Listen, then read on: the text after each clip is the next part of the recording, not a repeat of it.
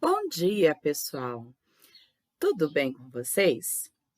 Bom, na aula de hoje, se vocês estavam achando as outras estranhas, essa vai ser um pouquinho mais diferente. Hoje nós vamos fazer a revisão dos principais tópicos gramaticais e ortográficos que nós vimos no primeiro bimestre. Esses tópicos são os seguintes: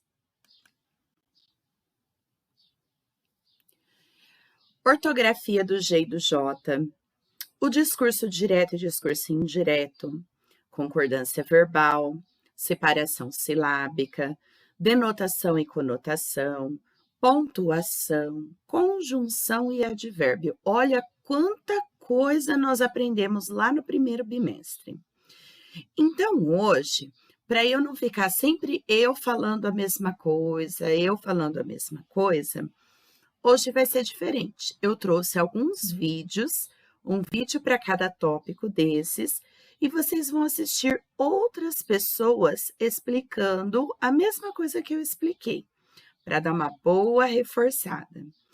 E na aula online, nós vamos fazer igual temos feito esses dias. Eu vou dar atividades extras.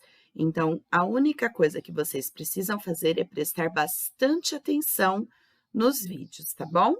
Se puder assistir mais de uma vez, é bom, para poder estar bem guardadinho na memória, tá? Até daqui a pouco. Olá! Hoje nós vamos aprender o emprego correto das letras G e J na escrita das palavras. Quando falamos em ortografia, existem algumas regras que precisam ser aprendidas para que se possa escrever corretamente. Mas tão importante quanto conhecer as regras é ter o hábito da leitura. Com a prática da leitura, é possível aprendermos muito sobre a ortografia das palavras. Quanto mais você lê, melhor você irá escrever. Faça da leitura um hábito. Leia para aprender, leia para se divertir, leia para buscar instruções sobre algo que precisa manusear, leia para se informar. Lendo, você pode ampliar seu conhecimento e melhorar a sua capacidade escritora. E vamos lá, aprender o uso do G e J. Usamos o G nos substantivos terminados em agem, igem, ugem. Exemplos: barragem, miragem, viagem, origem, ferrugem. Exceção: pagem. Então, memorizando, se as palavras terminam com agem, igem e ugem, é G nelas, mas a língua portuguesa apresenta exceções, então esteja atento e atenta. Nas palavras terminadas em ágio, égio, ígio, ógio, úgio, também usamos a letra G. Exemplos: estágio, privilégio, prestígio, relógio, refúgio. Você consegue imaginar essas palavras sendo escritas com J? Não, né? Então grave bem. Se termina com ágio, égio, ígio, ógio, úgio, é G nelas. Nas palavras derivadas de outras que se grafam com G. Exemplos: engessar, que vem de gesso, massagista, de massagem, vertiginoso, de vertigem. Então, nessa situação, devemos verificar qual a palavra primitiva, ou seja, se a palavra que você está analisando se origina de uma palavra anterior, e essa palavra anterior é escrita com G, as palavras que se originam a partir dela também serão escritas com G. Gesso é escrito com G. Engessar deve ser escrito com G também.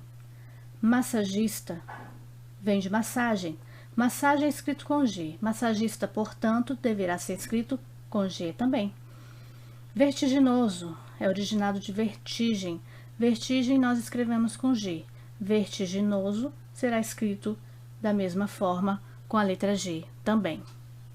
Nos seguintes vocábulos: algema, auge, bege, estrangeiro, geada, gengiva, gibi, gilete, hegemonia, herege, megera, monge, rabugento, vagem.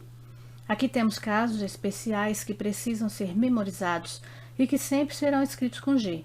Então, leia bastante e guarde bem essas palavras. Agora vamos entender as regras das palavras escritas com J. Nas formas dos verbos terminados em jar ou gear. Exemplos: arranjar, arranjo, arranje, arranjem. Despejar e todos os seus derivados. Despejo, despeje, despejem. Gorjear e todos os seus derivados. Gorjeie, gorjeiam, gorjeando. Enferrujar, enferruje, enferrujem. Viajar, viajo, viaje, viagem. Observe que no caso de viagem, nós temos essa palavra ora escrita com J e ora escrita com G. Qual a diferença? Quando viagem é substantivo, é escrita com G. Exemplo: eu fiz uma viagem maravilhosa no final de semana. Quando viagem é verbo e, portanto, indica ação, é escrita com J. Espero que eles viajem bem. Nas palavras de origem tupi, africana, árabe ou exótica. Exemplos: biju, jiboia, canjica, pajé, jerico, manjericão, moji. Nas palavras derivadas de outras que já apresentam J. Exemplos: laranja, laranjeira será escrito com J. Cereja, a palavra cerejeira origina de cereja, portanto será escrita com J. Loja, lojista, né? Lojista vem de loja, então vamos escrever com J. Varejo, varejista será escrito com J. Lisonja, lisonjeador é escrito com J porque deriva de lisonja. Rijo, enrijecer é escrito com J, já que deriva da palavra anterior. Nojo, nojeira será escrito com J. Jeito, ajeitar. Então, se a palavra primitiva é escrita com J, a derivada também será escrita com J. Nos seguintes vocábulos: berinjela, cafajeste, jeca, jegue, majestade, jeito, jejum, laje, traje, pegajoso. Esses casos são especiais. Leia bastante e memorize para não errar mais. É muito bonito ler um texto bem escrito que não apresenta erros ortográficos. Então, realize muitas leituras para ampliar seu vocabulário e arrase nas suas produções textuais. O discurso direto reproduz a fala do personagem, que é marcada pelo uso de 2 pontos, travessão ou aspas. E no discurso indireto, o narrador utiliza suas próprias palavras para reproduzir a fala de um dos personagens. No discurso direto, uma pessoa fala diretamente com a outra. Percebemos muito isso nas histórias em quadrinhos, através dos balões mostrando a fala de cada personagem. Como podemos ver nesta tirinha no seguinte diálogo entre Cebolinha, a Mônica e sua mãe. Vamos brincar de pegador, Mônica? Posso, mãe? Pode, mas não fique brincando até tarde. Já no discurso indireto, os diálogos não aparecem. Alguém que conta como a conversa aconteceu. Um exemplo de discurso indireto da cena da tirinha que acabamos de ler é: o Cebolinha chamou a Mônica para brincar de pegador. A Mônica perguntou para sua mãe se podia ir e ela deixou, mas disse para não ficar brincando até tarde.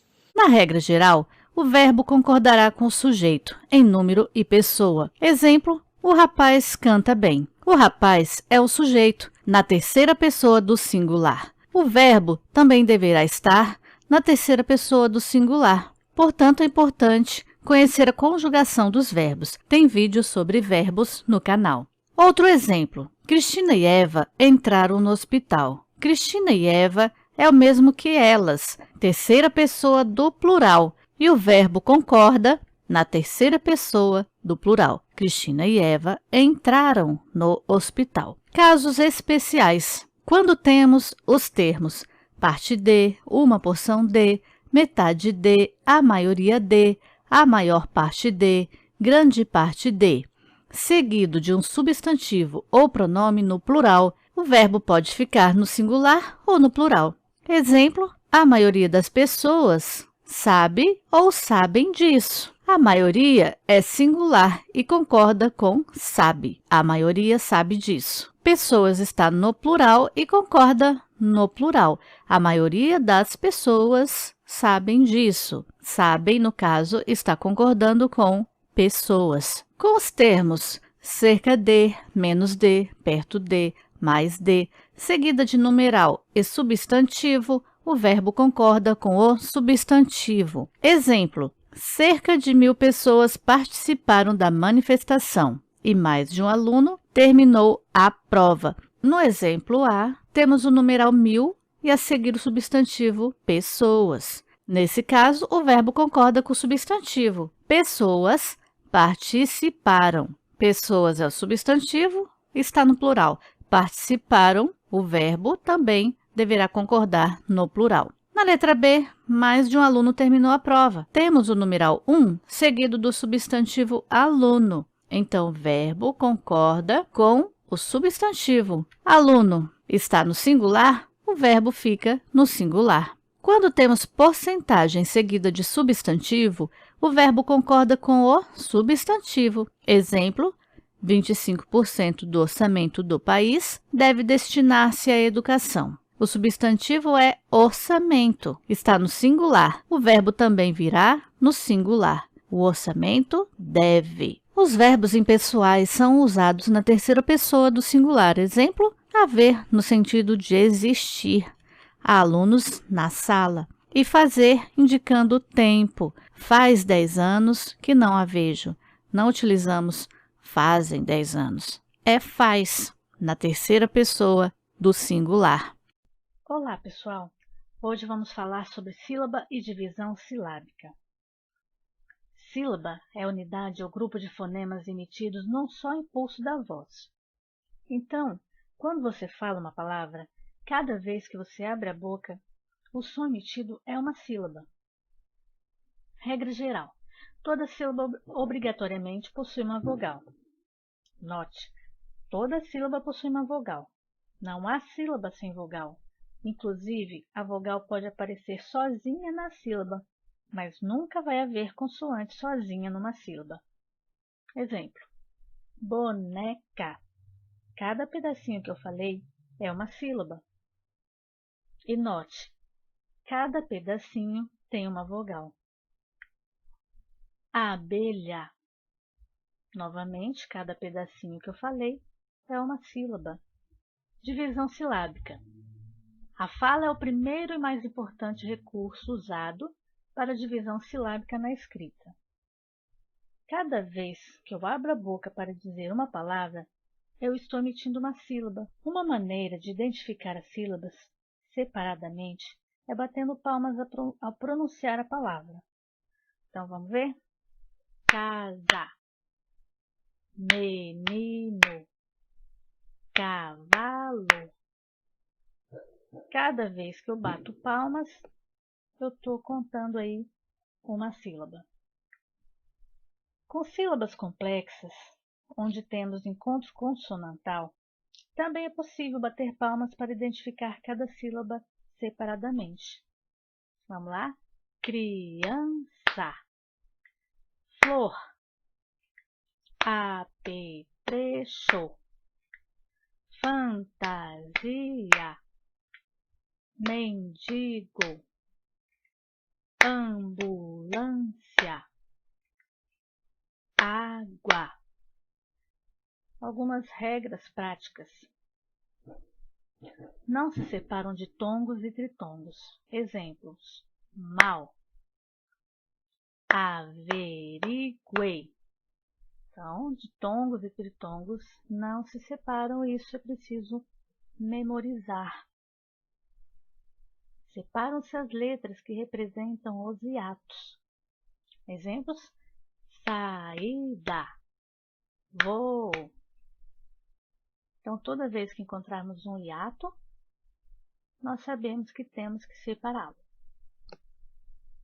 Separam-se somente os dígrafos RR, SS, SC, SC com C cedilha e XC. Exemplos: passeata, carro, exceto. Observe, nesses casos, as consoantes não podem vir juntas na mesma sílaba. Separa os seus encontros consonantais pronunciados separadamente. Exemplo, carta. O RT é um encontro consonantal, mas nós separamos os dois. Eles não podem vir juntos, não podem ficar juntos na mesma sílaba. Então temos carta. Consoante não seguida de vogal permanece na sílaba anterior. Quando isso ocorrer em início de palavra, a consoante será anexa à sílaba seguinte. Exemplos: adjetivo, tungstênio, psicólogo, gnomo. Nesse caso, bater palmas pode confundir e deve ser evitado. Guarde a regra e não se esqueça que quando a consoante não é seguida de vogal, ela se separa e vai para a sílaba seguinte. Em psicólogo, duas consoantes. O P não tem vogal, portanto, não pode ficar sozinho na sílaba. Então, ficam juntas. O mesmo caso ocorre em gnomo. Olá! Hoje vamos aprender sobre classificação silábica. O que é sílaba?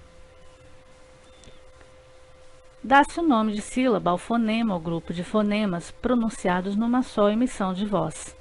Ou seja, cada som emitido numa palavra é uma sílaba. Exemplos: caminhar, ca-mi-nhar. Cada vez que eu abro a boca e emito um som, eu estou pronunciando uma sílaba. Ca-mi-nhar.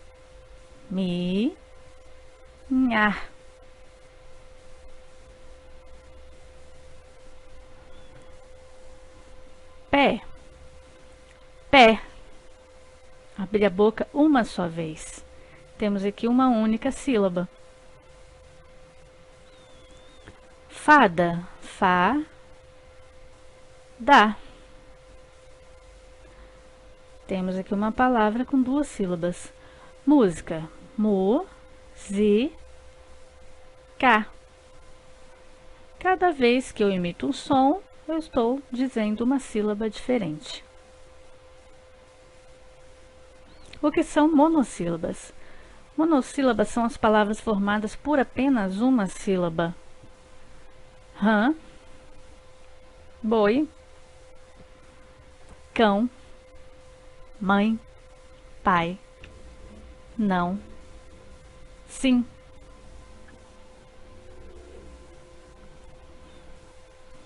Dissílabas são as palavras formadas por duas sílabas.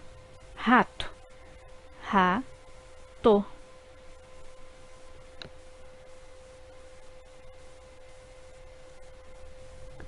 Pato, pa-to. Pavão, pa-vão. Lobo, lo-bo. Lebre, le-bre. Trissílabas são as palavras formadas por três sílabas. Raposa, raposa. Eu abro a boca 3 vezes e emito o som. São 3 sons que eu emito. Raposa. Macaco, macaco. Coruja, coruja. Destreza, destreza. Polissílabas são as palavras formadas por 4 ou mais sílabas. Exemplo: natureza, natureza. 1, 2, 3, 4 sílabas. Esperteza, esperteza. 1, 2, 3, 4 sílabas. Musculatura, musculatura. 1, 2, 3, 4, 5 sílabas. Poderia, poderia. 1, 2, 3, 4. Polissílabas, palavras formadas por 4 ou mais sílabas, ou seja, eu abro a boca 4 vezes ou mais para pronunciar a palavra. Denotação é quando a palavra, oração ou período aparecem no sentido próprio, literal e real. É o sentido real da palavra, quando não precisamos interpretar o significado da mensagem, pois ela se apresenta tal como é. Aquilo que está escrito é aquilo mesmo, sem nada subentendido que possa significar outra coisa. Exemplo, o gato é um mamífero. A frase é clara, objetiva. O sentido denotativo é muito usado em textos informativos, tais como jornais, artigos científicos, bulas de remédios e demais gêneros textuais que transmitem uma mensagem real. Já quando falamos de conotação ou sentido conotativo, as palavras são utilizadas no sentido figurado, ou seja, as palavras podem ter diferentes significados de acordo com o contexto. Exemplo, aquele rapaz é um gato. Isso significa que o rapaz é um animal? Não, está dizendo que ele é bonito. Então a denotação é o sentido real, literal, tal como é, e a conotação é sentido figurado e depende do contexto para ser interpretado. Então, o primeiro que nós vamos falar é o ponto final. Então, o ponto final ele serve para indicar o fim de uma frase. Ele também serve para pausar, para ter uma pausa no texto. Então, vamos aos exemplos. Estou muito gripado. Hoje está frio. Certo? Então, a frase precisa ter ponto final, galera. Travessão. Então, travessão indica que alguém vai falar. Aquele tracinho que eu coloco na fala dos personagens. Então, vamos ler o exemplo. Quanto você tirou na prova? Tirei 10. Então, em todas as falas, eu preciso colocar um travessão. Está indicando a fala dos personagens. E o travessão, pessoal. Então, pessoal, para o nosso texto ficar mais organizado, é legal colocar cada fala do personagem em uma linha. O texto fica mais bonito, fica mais organizado, tá bom? 2 pontos. Então, 2 pontos pode ser usado para avisar que um personagem vai falar ou para iniciar uma lista. Então, geralmente, ele será usado antes do travessão. Por quê? Então, vamos ver aqui o exemplo. De repente, João teve uma ideia. Então, 2 pontos. Ele está avisando que alguém vai falar. Aí, sim, na fala do personagem, você coloca o travessão. Precisamos comprar. Olha aqui a outra função dos 2 pontos. Eu vou iniciar a minha lista. Tinta, pincel e papel. Interrogação. Esse é fácil, Vai indicar uma pergunta. Então, eu tenho que usar a interrogação no final das frases, que estão indicando uma pergunta. Então, quantos anos você tem? A atividade já está pronta? Então, no final da minha pergunta, eu preciso colocar o ponto de interrogação. Reticências. Esse sinal de pontuação, muitas crianças chamam ele de 3 pontinhos. Mas, na verdade, o nome dele é reticências, Então, ele indica um pensamento não finalizado. Como se eu não terminasse a minha frase, eu estivesse pensando. Por exemplo, eu preciso ir à escola, mas a minha frase não é finalizada. Parece que eu ainda estou pensando no que eu vou escrever. Exclamação. Então, a exclamação indica admiração, alegria e espanto. Por exemplo, olha as frases. Que susto! Parabéns! Então, o ponto de exclamação no final da frase dá um outro sentido àquela frase, Então, indicou admiração, alegria, espanto? Então, coloca exclamação no final. Vírgula. A vírgula, gente, tem várias funções para a vírgula. Nós vamos ver aqui 2 funções agora, tá? Então, A vírgula serve para indicar uma pequena pausa na leitura. E como está aí no exemplo também, ela serve para enumerar as palavras em uma frase. Então, por exemplo, gosto de sorvete de morango, chocolate, amendoim e flocos. Então, vocês reparem que a última palavra eu não coloco vírgula, eu coloco o E. Legal? A vírgula também serve para separar uma explicação na frase, né? Então, tem várias outras funções a vírgula, que nós vamos estudando aí mais para frente.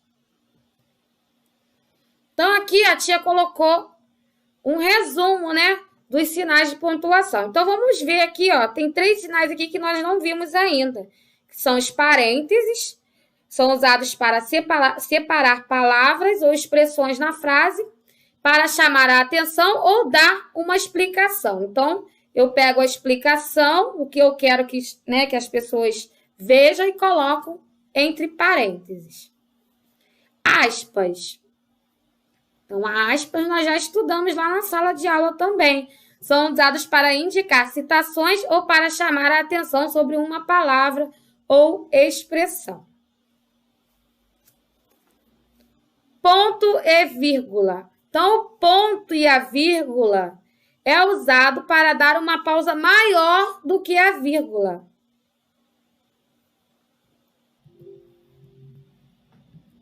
Então, pessoal, pontuações, né? Elas nos ajudam a mostrar nossos sentimentos através da escrita.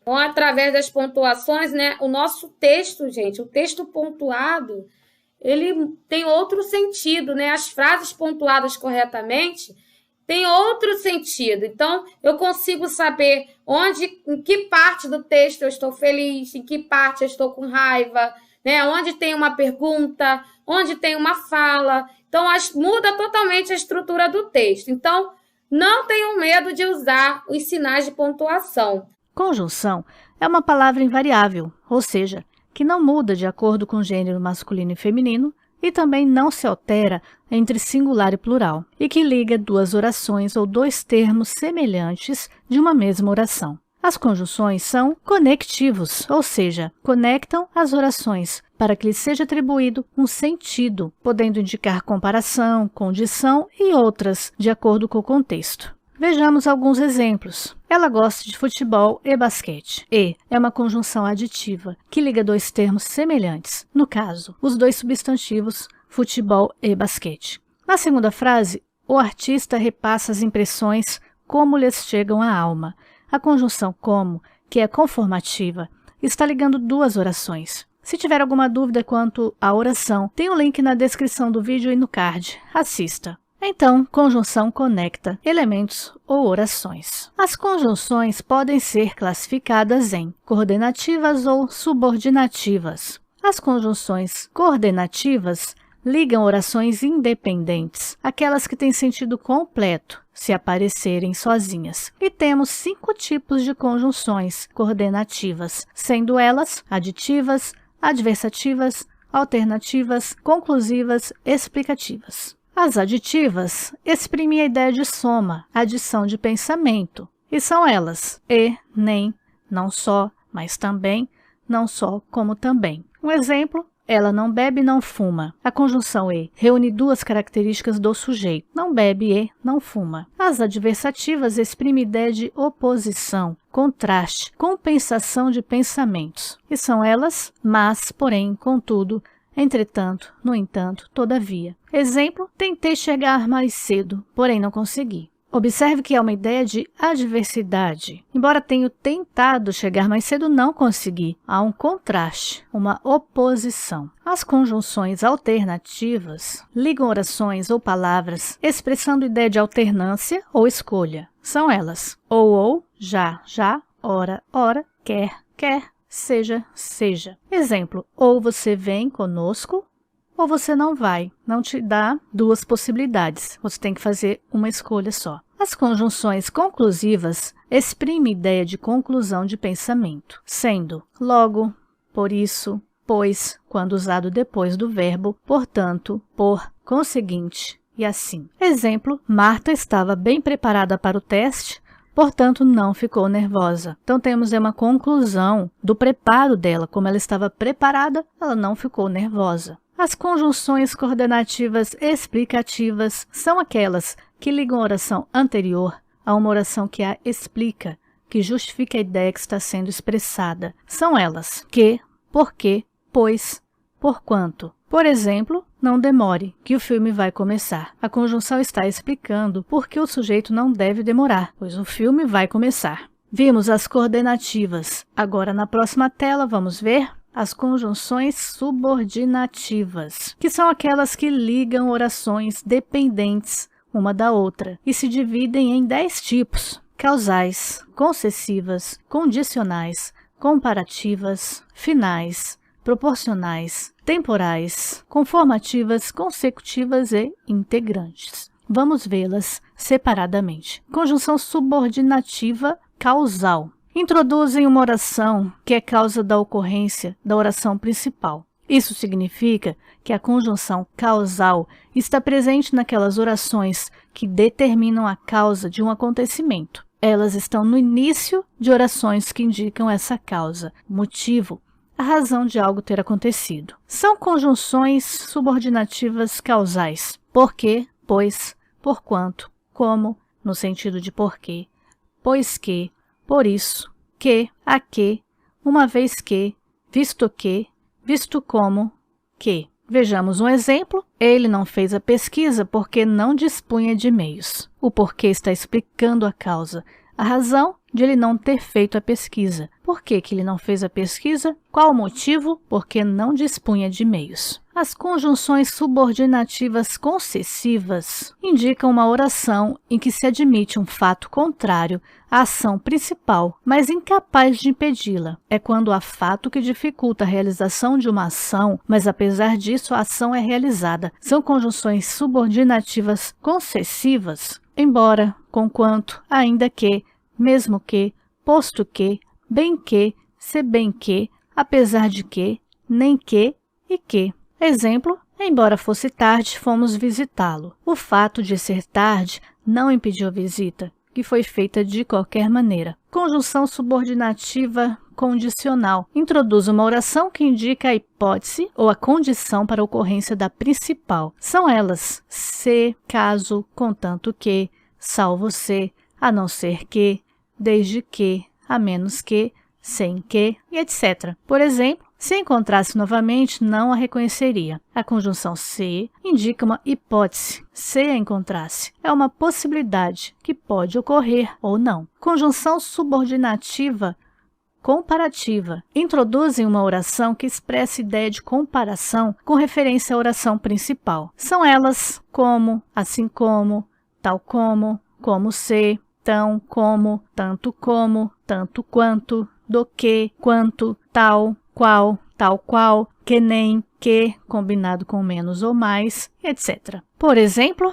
parecia mais feliz que o habitual. Está fazendo uma comparação entre o hábito comum e uma situação específica. Em relação a outros momentos, a pessoa parecia estar mais feliz. As finais iniciam uma oração subordinada, indicando a finalidade da oração principal. Entendamos finalidade por objetivo, propósito. São elas: para que, a fim de que, por que, no sentido de para que, e etc. Por exemplo, aproxime-se a fim de que possamos vê-lo melhor. O objetivo de se aproximar é para que possamos vê-lo melhor. É a finalidade. As proporcionais introduzem uma oração que expressa um fato relacionado proporcionalmente à ocorrência da principal. São elas: à medida que, à proporção que, ao passo que, e as combinações quanto mais, mais, quanto menos, menos, quanto menos, mais, quanto menos, menos e etc. Exemplo, à medida em que o tempo passava, confortava-se. Há, nesse caso, uma proporção em relação ao tempo e ao conforto que a pessoa ia sentindo conforme esse tempo passava. As temporais indicam uma oração subordinada indicadora de circunstância, de tempo, e são: quando, enquanto, antes que, depois que, logo que, todas as vezes que, desde que, sempre que, assim que, agora que, mal, no sentido de assim que. Exemplo, a cidade ficou mais triste depois que ele partiu. A partir do momento que ele partiu, a cidade ficou mais triste. Temos aí uma circunstância de tempo. A partir daquele momento, a cidade se entristeceu. As conjunções subordinativas conformativas introduzem uma oração em que se exprime a conformidade de um fato com outro. São conforme, como, no sentido de conforme, segundo, consoante. Exemplo, conforme o presidente, os juros têm que cair no próximo semestre. De acordo com a fala do presidente, os juros têm que cair. Está exprimindo uma conformidade. De acordo com algo, determinada situação acontecerá. As consecutivas iniciam uma oração na qual é indicada a consequência do que foi declarado na oração anterior, ou seja, algo que aconteceu após ter havido uma causa. E são que, precedido de tão, tal e tanto, de modo que e de maneira que. Exemplo, a dor era tanta que a moça desmaiou. Desmaiar é consequência da dor que ela sentiu. As integrantes introduzem a oração que atua como sujeito, objeto direto, objeto indireto, predicativo, complemento nominal ou aposto de uma oração. São elas que e se. Exemplo, a verdade é que te amo. Advérbio é uma palavra invariável que modifica o sentido do verbo, do adjetivo e do próprio advérbio. Indicam circunstâncias de modo, lugar, intensidade, tempo e outras que iremos ver neste vídeo. Vamos lá! São advérbios de lugar e, como o próprio nome indica, fazem referências a lugares. Aí, aqui, acolá, cá, lá, ali, adiante, abaixo, embaixo, acima, adentro, dentro, afora, fora, defronte, detrás, atrás, além, aquém, antes, algures, nenhures, alhures, aonde, longe, perto. Vamos ver um exemplo. Eu moro ali.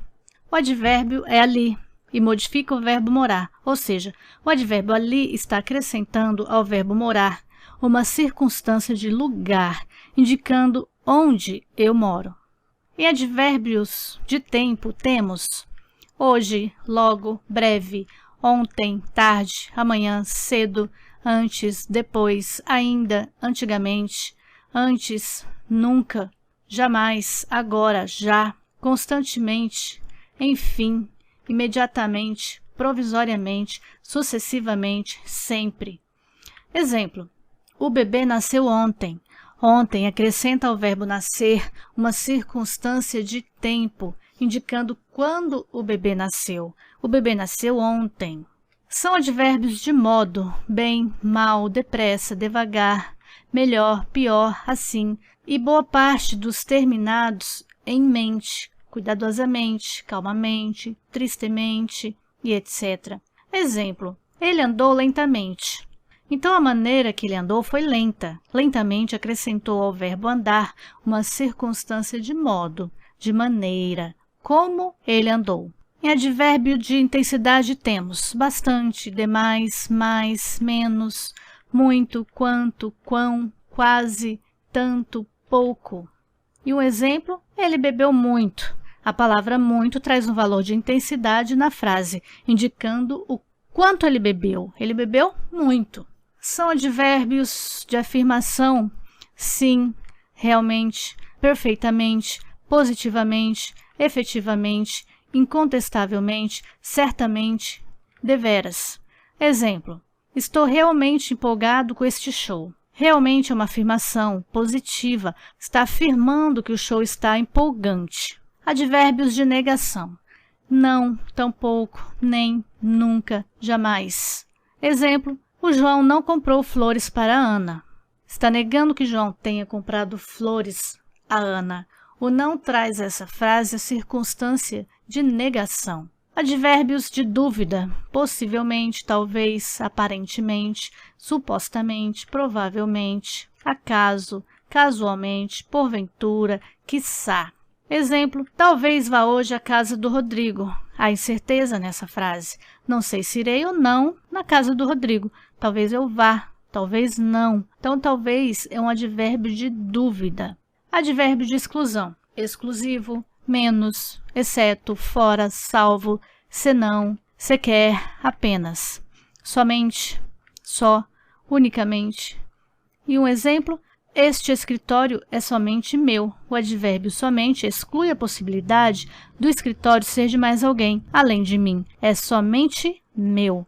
Advérbio de inclusão. Os advérbios de inclusão indicam a inclusão de algo e são também, mesmo, ainda, inclusive, até.